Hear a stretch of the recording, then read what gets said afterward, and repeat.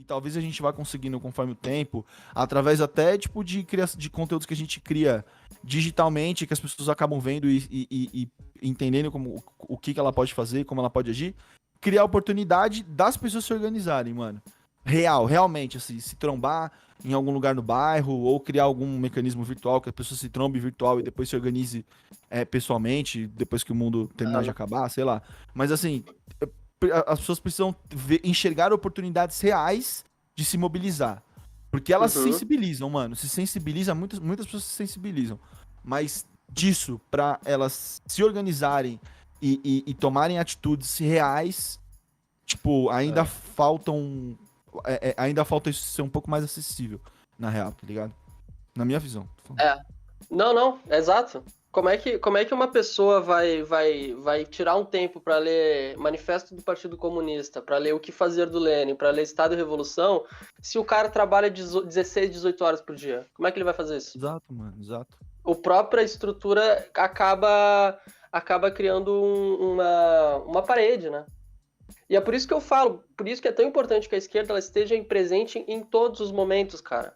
O cara vai ver um TikTok, talvez receba um conteúdo. O cara vai ver uma Twitch. Uhum. Porque também eu acho que a gente tem que chegar também, ajudar a chegar na pessoa, saca?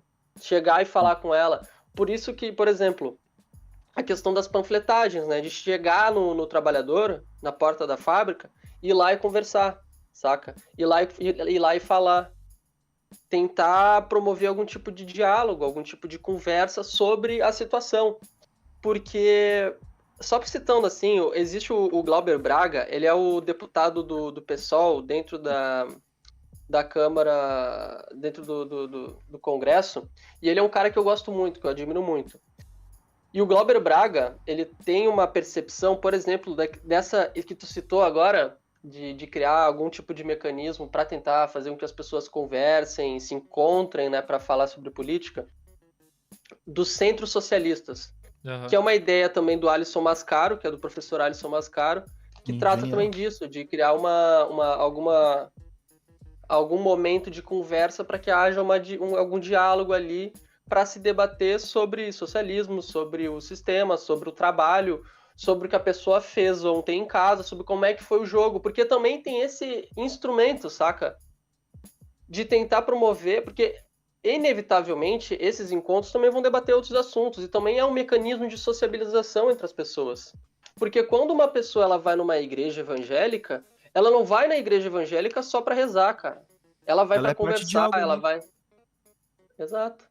Ela vai para conversar, ela vai para dialogar, vai para se divertir, vai para ouvir música, vai para ver filme, saca? Então acho que também a gente tem que ter esse senso. A igreja ela não conquistou as pessoas só porque acredita em Deus, mas também porque está presente no dia a dia. Quando a pessoa É. ela precisa de um feijão, de um arroz, vai lá no pastor, o pastor dá o feijão, dá o arroz, entendeu? Saca? Então é óbvio que aquela parcela da população, que é uma população que está sendo cooptada pela extrema-direita atualmente, ela também tem necessidades. E cadê a esquerda se organizando para tentar atender, para tentar conversar, para tentar falar com aquelas pessoas? Mas não porque são evangélicas, mas porque também são classes trabalhadoras assim como nós, saca? Então eu acho que tem esse componente, sim, de que o trabalho, a própria forma como se estrutura o capitalismo acaba mobilizando como se estrutura, porque se eu preciso de dinheiro para comer, eu tenho que trabalhar, mas se eu trabalho, eu deixo de ter tempo para outras coisas. Só que, ao mesmo tempo, existe um vácuo, e esse vácuo não está sendo preenchido pela esquerda radical, pelos debates que falem sobre o sistema. Está sendo preenchido pela extrema-direita, saca? Então é de que forma que a gente vai entrar nisso? A questão é essa. Porque, inevitavelmente, o capitalismo, ele vai atingir em todos os âmbitos. Então, o cobrador, privatizaram agora a Carris na minha cidade, aqui em Porto Alegre, que era uma empresa pública. Uhum. Aí não vai ter mais cobrador. Caralho. E agora também tem a questão aqui da Twitch com a questão dos streamers, né? Então a galera tá fazendo o apagão da Twitch. Sim. Aí tá tendo, por conta enfim, da distribuição pros streamers e tal, e também tá tendo o break dos aplicativos. Então a gente vê que em todos os âmbitos possíveis vai ter interferência dessa classe burguesa tentando intensificar o processo de exploração, não importa quem seja, desde o cobrador de ônibus até o cara do aplicativo, do cara que faz streaming. Então, tipo assim, em todos. Então, de que forma a gente vai tentar dialogar com a população sobre a própria realidade, saca? Porque, assim, inevitavelmente a galera vai... Quando a gente fala... Gente,